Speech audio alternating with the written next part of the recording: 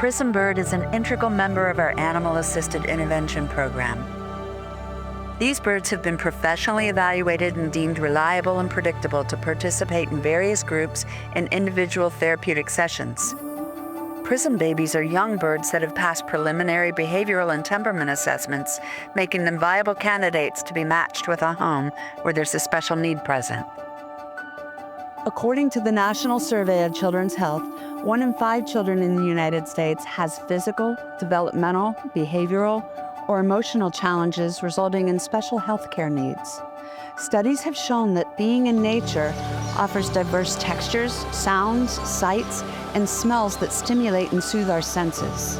This can be extremely valuable for children who experience sensory processing disorders or autism.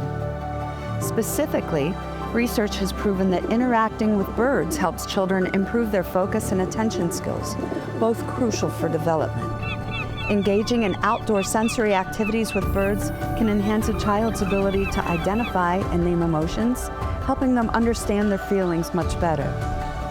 Bird therapy programs specifically have had positive effects on a myriad of children who experience a wide variety of challenges.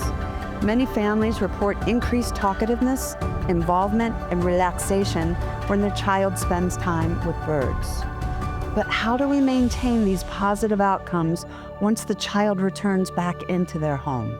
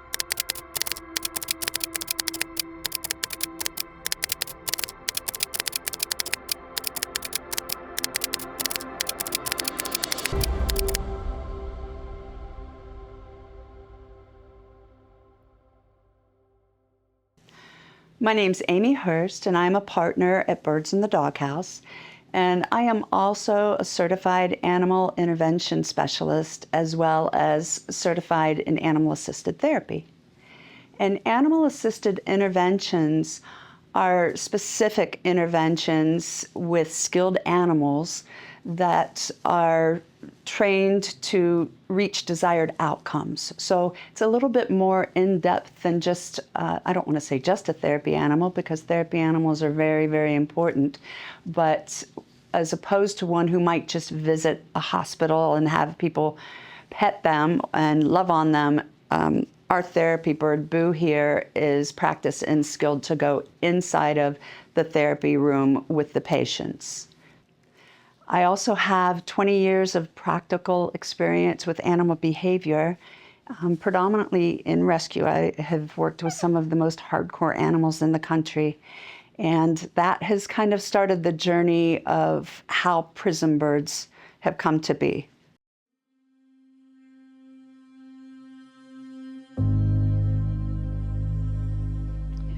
A few years ago, I was diagnosed with cancer. And at the same time, I was feeding baby birds as part of the socialization process through our business. And as I began chemotherapy, my hair started falling out in clumps. It was a very rough time, but I noticed that those little baby birds, they didn't care if I didn't feel well in the morning. They still needed to be fed. And at night, they still needed to be fed when I just wanted to sleep.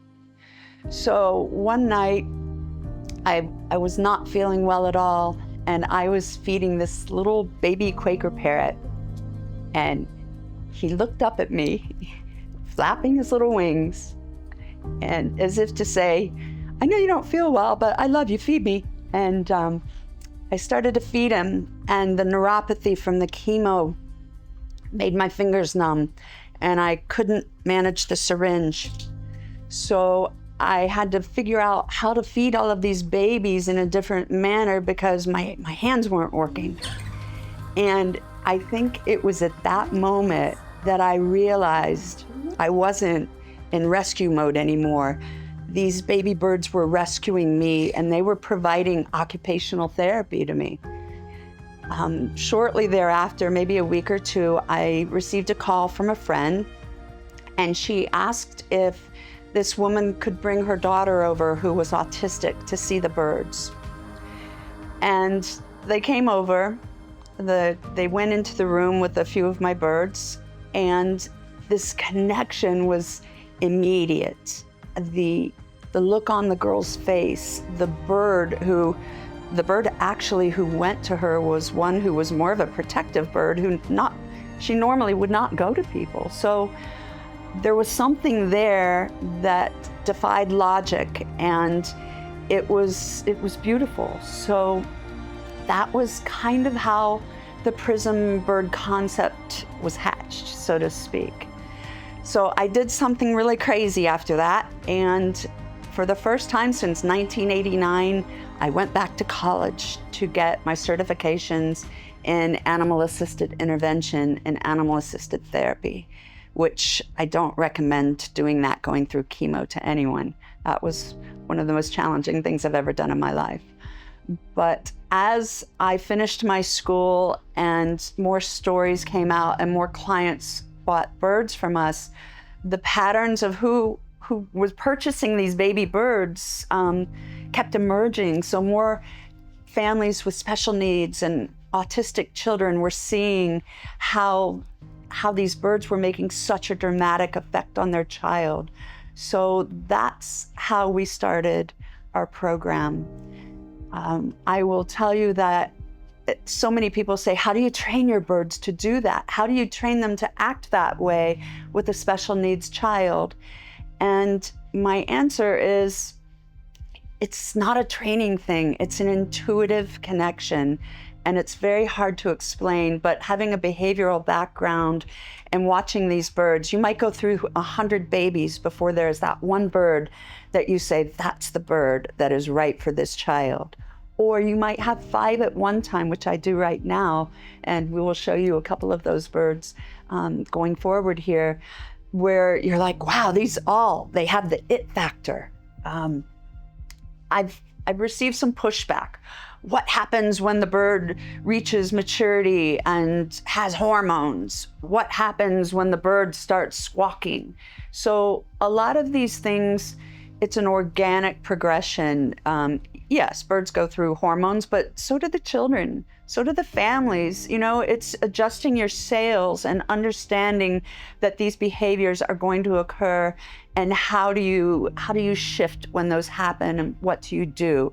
So we stockpile all of our baby owners with a lot of knowledge, and we never leave them. So if they need us, if they need guidance, we're here for them.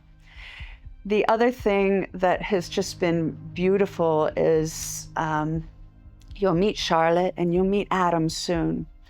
And there is so much research with birds and animal-assisted interventions in either aviary settings or in nature, but there's nothing out there that goes into the house with a one-on-one connection and shows you how these birds work with these children and the power they have with them.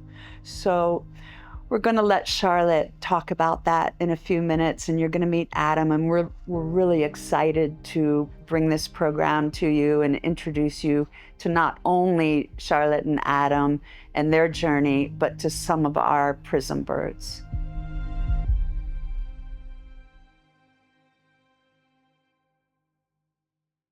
How are you?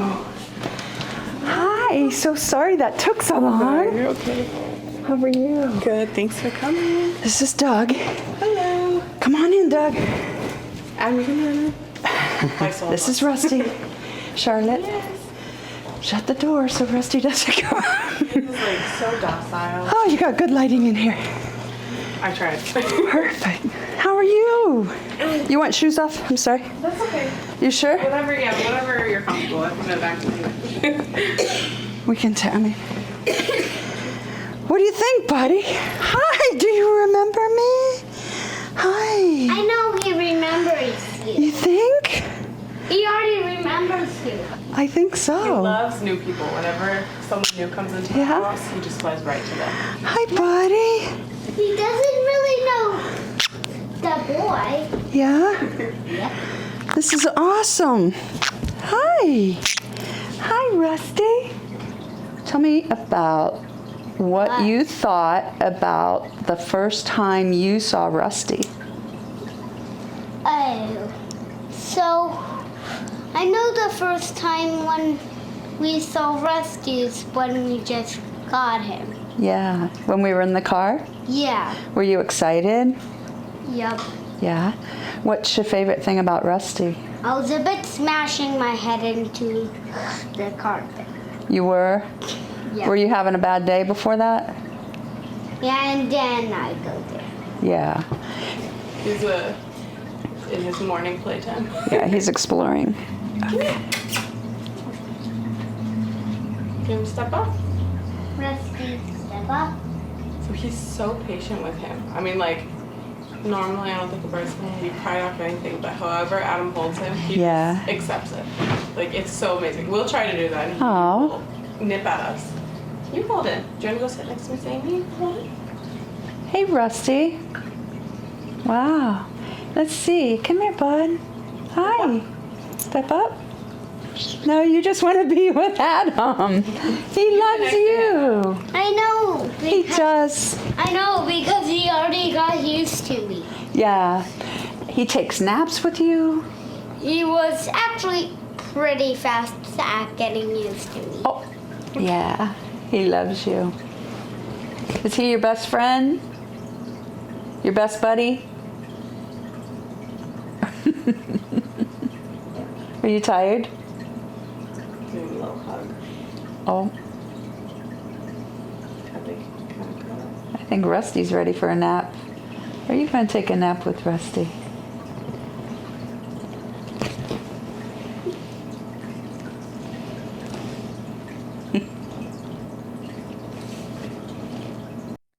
So, social and emotional has always been a big struggle with Adam, especially after turning 4 in August of last year. We noticed that things started to get more difficult. He was more reactive, very dysregulated, and it was almost like we were walking on eggshells all the time. And we started to notice that transitions were getting harder and harder and became more of a trigger. And we didn't realize how often transitions happened. From getting up in the morning and getting out of bed, that's a transition. Getting out of bed to getting clothes on to having breakfast, getting out of the door. Each of those parts of the day were a small transition that added up to so much and really overwhelmed him. And slowly they became more challenging. Every part of the day became more challenging. Yeah, he was more agitated throughout the day by smaller things that were setting him off. And eventually becoming more aggressive as well. And it was really hard to see as a parent, seeing such a young boy struggling so much with all of these little things and him just completely losing control over his ability to regulate himself after trying to help him for so many years and feeling like we have control of it. So we got a fish, and that fish, I noticed he was really interested, and watching the fish would calm him down. And we had that fish for a year, and then the fish died. So we got parakeets, and there was an instant little spark that we saw. He was so amazed. He was so calm. He would sit and have food in his hand, and one of them would just come and sit in his hand and eat it. And he was so, he just had such a sense of calm about him with the birds, and it was amazing to see. We got a second one, and then that disappeared. He stopped, the first parakeet stopped wanting to interact as much, and he was really sad to have that connection lost.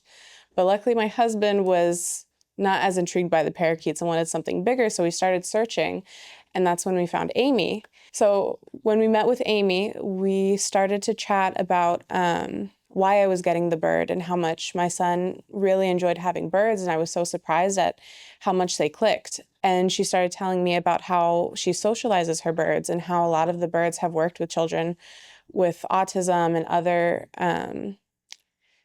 sensory needs. And it was really amazing, and I was really looking forward to see how Adam would react to Blossom. And there was an instant connection. There was a sense of calm to Adam when Blossom would be on him that we've never seen from him before. But on top of just the calmness, he was sleeping better when he really struggled to sleep before. Getting to sleep has been a 3-hour challenge of him lying and not being able to fall asleep. Blossom would go behind his head and snuggle with him and crackle her beak, and he would just fall asleep almost instantaneously. After that first night, I was amazed. And then the next morning, he woke up, he got his clothes on, which never happens. And he went to the table, and Blossom's breakfast was ready. They sat together and they ate their breakfast, and he laughed through the morning. He put her in her cage, and we went to school with no issue. With transitions being such a struggle for him, especially going to school in the morning, trying to get him dressed and trying to have him sit at the table was something that was a daily struggle. He would fight it, and he would scream, and he would melt down. He had a very difficult time. And it would take a lot for me as well to try to get him to do all of these things. So the first morning after we had Blossom, he started his morning struggle of getting ready. And I told him that we should get ready so that we can have breakfast with Blossom. And he, by himself, chose his clothes, put them on, did what he needed to do in the morning, and came to the table for breakfast, when normally he would only have it if he was still in his pajamas, which we were trying to have him not do, so that he'd be ready to go after he eats breakfast. So he had his clothes on, he sat down, and he sat with Blossom, and he finished his plate, and he was happy through it, and was able to take Blossom as the helper for transitioning to leave by having him put her in the cage, give her a kiss, close the door, and then him know that he's leaving as well. Another transition that was hard was having him leave school in the afternoon and go home, getting him to the car to go home. And he would normally have a meltdown in school, trying to get him to go. But when we had Blossom, we were able to rush home, and I was able to get him out of the school without a problem because he was so excited to go home and see Blossom. And he came home, and he spent the whole afternoon just with Blossom on him. She loved to walk around his shoulders. And when he would get upset because his meltdowns were so frequent, I could just plop Blossom on his shoulder, and she'd start walking around, and he's very ticklish. So instead of crying, he would stop and he'd start laughing because he'd be so tickled by her walking around him. We were kind of in an isolated state because he was so reactive to things going on around him and transitions, that we had been home pretty much. He wouldn't want to leave the house. I was worried to have people here because I didn't know how he would react, but he was so excited to share Blossom with everybody that many of our friends had come over, and Blossom was very comfortable with new people, that they loved her so much and wanted to come over, and Adam was fine because he could introduce his bird to them, and it was nice to see him starting to open back up. I've been able to use an indirect way of helping Adam transition through things by using the birds. So, let's go get Rusty as breakfast, or let's go get ready so that we can sit with Blossom, or getting him out of bed so that he can be the one to let the bird out of the cage. That was really meaningful to him, and he's the one that likes to take them out. With Adam, having the birds, we saw almost instantly a decrease in him melting down so frequently in the house, because outside he would be holding it together most of the time, that as soon as he was home, it was this big release. And that's why we would see the meltdown so frequently at home. But having the birds here, it really helped him to come home and have a way to have that release of emotion, but with the bird. And so he would sit and he'd cuddle them, he'd feed them, he'd enjoy watching them fly around. And he was able, we noticed an increase of him expressing himself more, being able to talk through a little bit more what he's going on instead of stop talking altogether when he's so in such an emotional state. And having a bird on him, or being able to hug them, or when he's crying, he would hold the bird and wipe his tears with the bird. And Rusty has just been so patient with him, because Adam is working through these things and just holding Rusty and doing whatever he needs to do with Rusty, and he just accepts all of that. And it's helped Adam get through this block that he's had for so long in these meltdowns. Seeing the instantaneous connection that Adam has had with Blossom and Rusty, it's really because I think each bird has their own personality. No bird is the same. They are entertained in different ways. They have, they're very human-like in the sense of they have very different personalities. And so like each child has different personality. It's been really fascinating to see how Amy's able to identify those traits, and really find the perfect bird for Adam. And having Blossom was a blessing for us, but when she wanted to find a replacement, she knew more about Adam, and she really worked hard to find the perfect bird for him, with each bird having each personality. And Rusty being such a wonderful match for Adam, a lot of people aren't so familiar with having pets and what it's like to have a pet bird. And the wonderful thing is that Adam and Rusty will grow up together. They're going to go through all these different phases of life together. But that connection continues to grow strong. They have formed such a strong bond from just a few months together, and it'll only continue to grow. And Adam is looking forward to spending his life and hopefully having his kids get to know Rusty. When we have friends over, every time, within minutes, they fall in love with Rusty. They're so surprised because not many people have interacted with birds before. And they're so surprised at how sweet and calm and cute and fun they are. And especially Rusty loves new people. So when we have new people come to the house, he just flies straight to them, and he spends more time with them on their shoulder than any of us. And they're amazed. And my mom, who lives in Panama, she sees very frequently through videos and through video calls. And she's just so amazed at how much of an effect Rusty has on Adam, and not just Adam, but also herself. And when Blossom died as well, my mom cried. It was only 2 weeks, and Blossom had such an effect on her as well. But everyone just falls in love because they don't have an understanding of how sweet these birds can be, and how mellow and how strong that bond is that birds can form with their owners and people around them.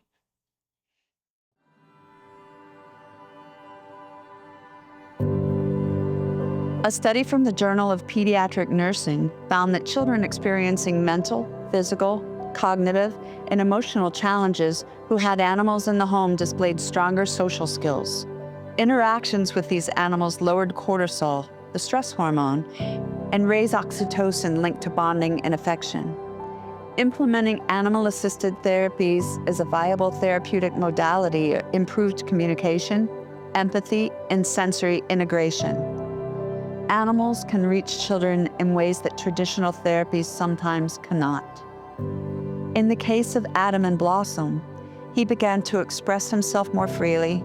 He participated in routine responsibilities. He had a decrease in his meltdowns, and it increased his family bonding. The changes were immediate.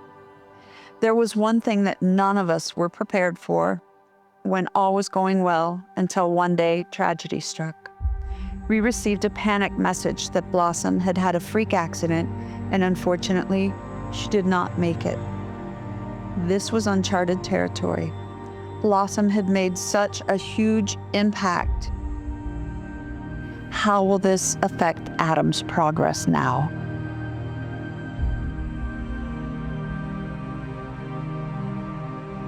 After Blossom died, it was tragic.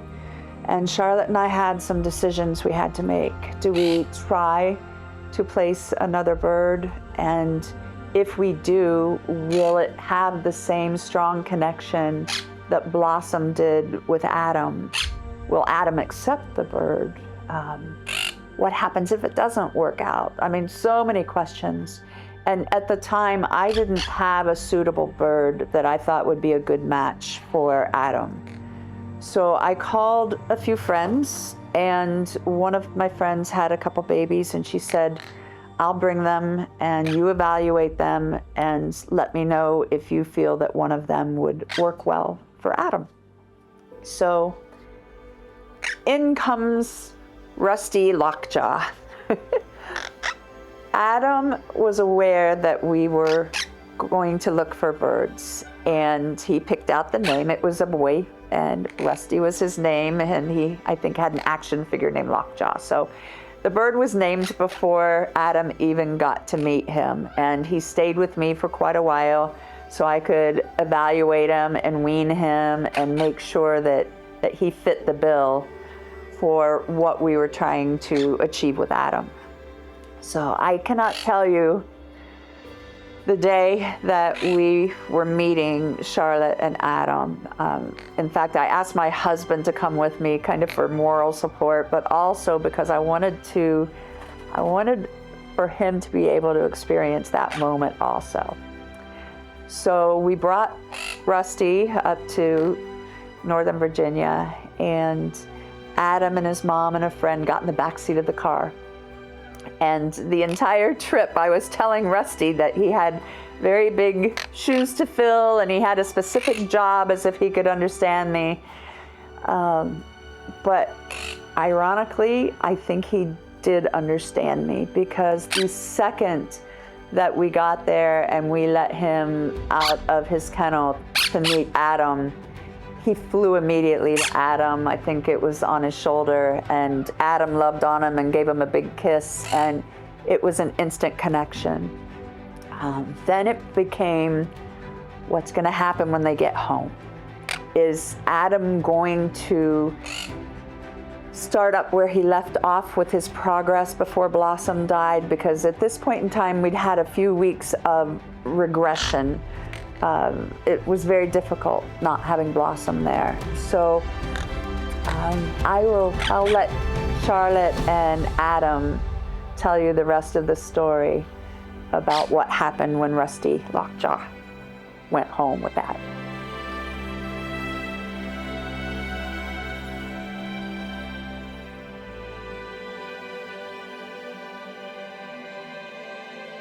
The first 2 weeks we had Blossom, we had seen so much improvement with Adam. And one morning, while we were having our typical morning routine with Blossom, breakfast, clothes, Blossom had a freak accident and unfortunately passed away. And it was Adam's first experience with losing something so close to him.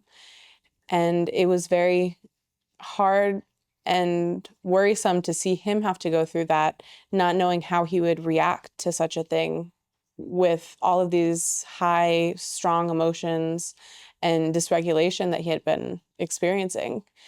And he was very, very logical in the processing of it. It was lots of questions, trying to understand what happened, why things were the way they were, and trying out different scenarios of what could have happened, what would have happened, and just very logical processing in it all.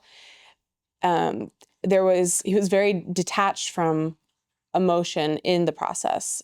And it was very interesting and somewhat concerning for me to see, just because I didn't know what to expect. And so moving forward, Amy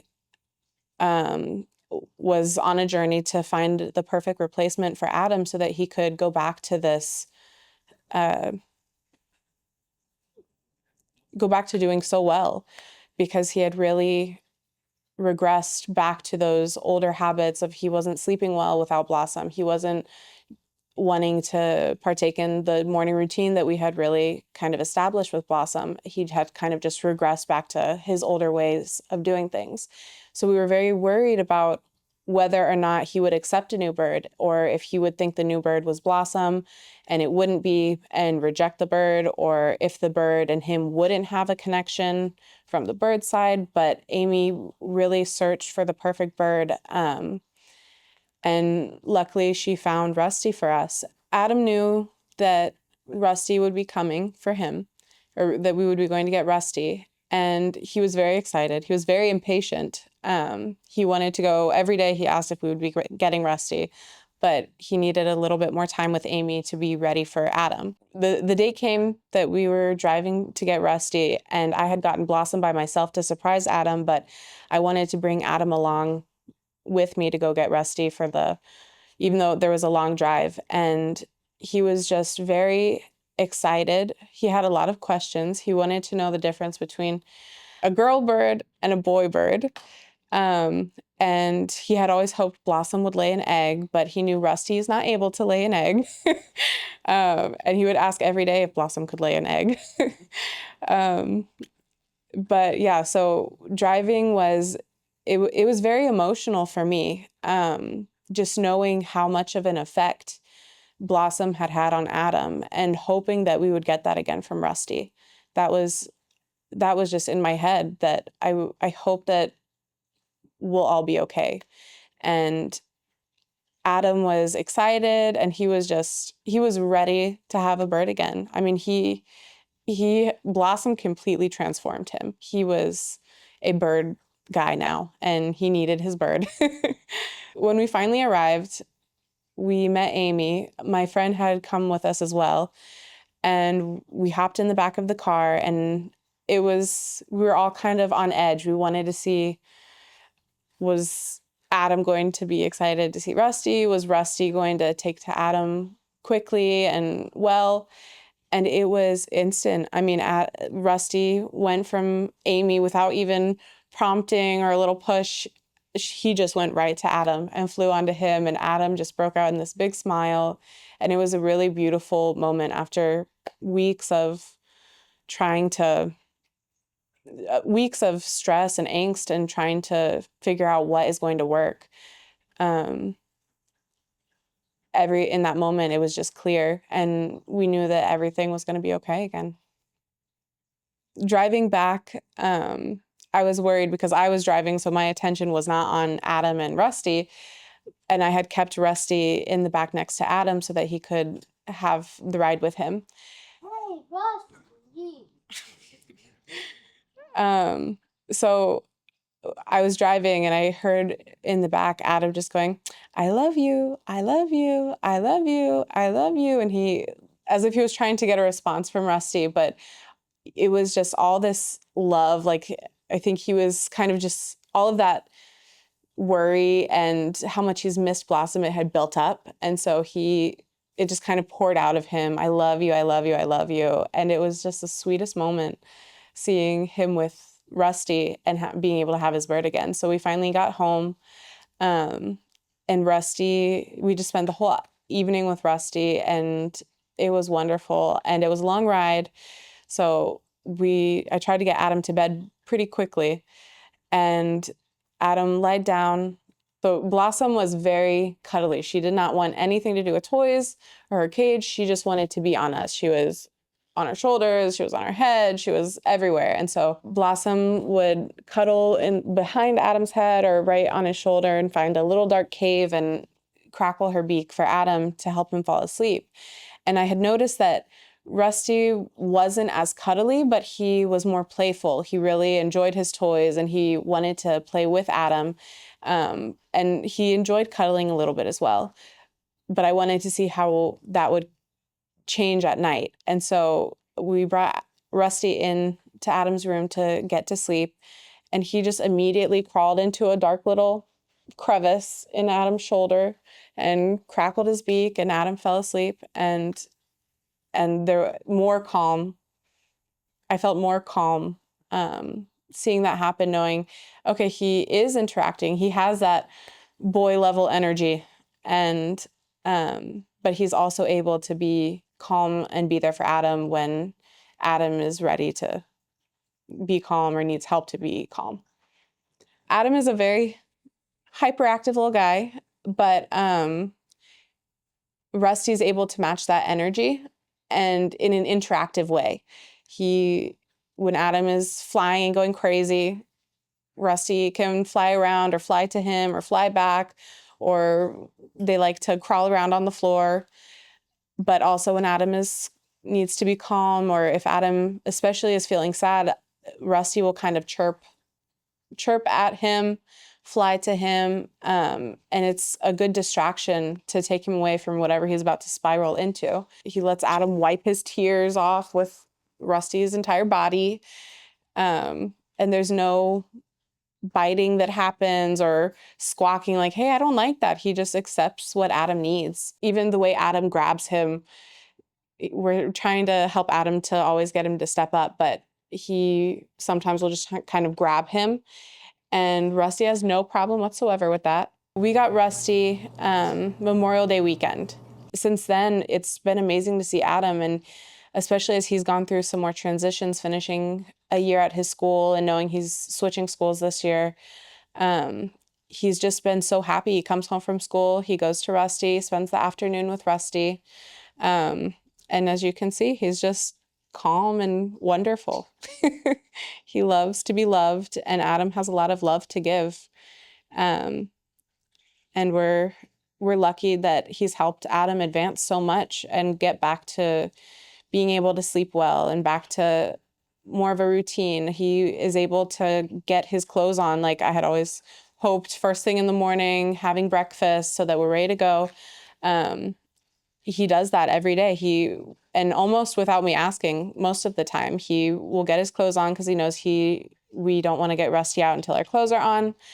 And so he rushes to get his clothes. He gets them on by himself most days. He gets Rusty out and plays with him. He's very aware of Rusty's safety. And that's helpful. I think it's a good insight for him, just being able to be so aware of these different things, and also gives him a purpose. He also manages Rusty's food. So in the morning, he dumps whatever seeds or things he hasn't wanted to eat through that day, and he'll dump them and give him fresh seeds and sit at the table. We get his chop ready, and they'll eat together. A lot of the time, Rusty just likes to steal most of Adam's breakfast. But yeah, they've just really created a good bond together. I think that Rusty has been a great help in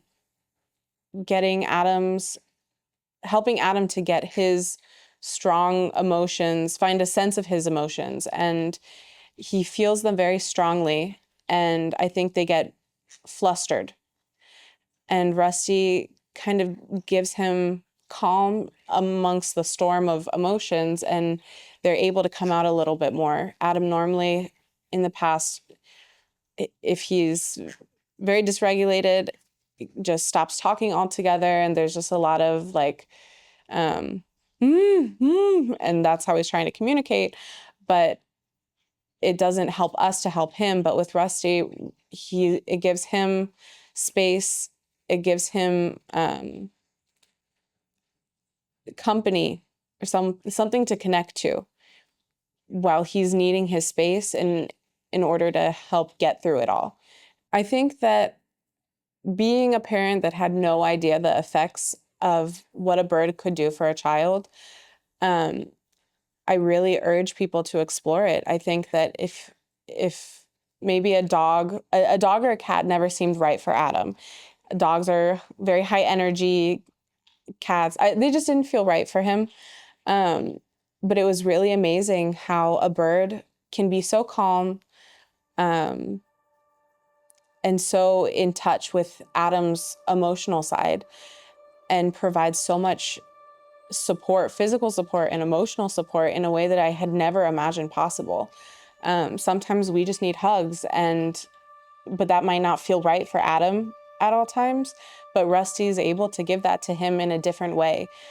The relationship between Rusty and Adam is undeniable, and I'm not sure how it works or why it works so well, but Rusty has really helped Adam to find a purpose, and he's a motivator for Adam in so many ways, and it's really beautiful, the support that he's able to provide for Adam. We chose the name Prism Birds because just as a prism's white light is refracted and visible through a colorful display, the prism is intermediary, whereby we glimpse the complexity of what is otherwise beyond our immediate comprehension. We might never have a full understanding of how these birds had the innate ability to communicate effectively with these children. However, the evidence is irrefutable.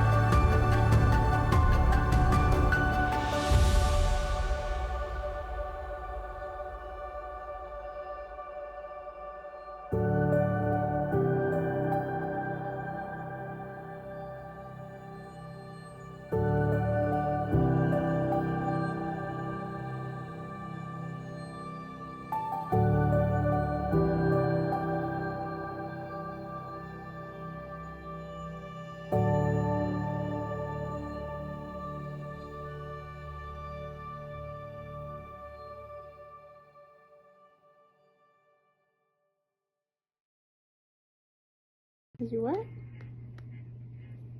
He's my love. I love Rusty. Love. I love him so much.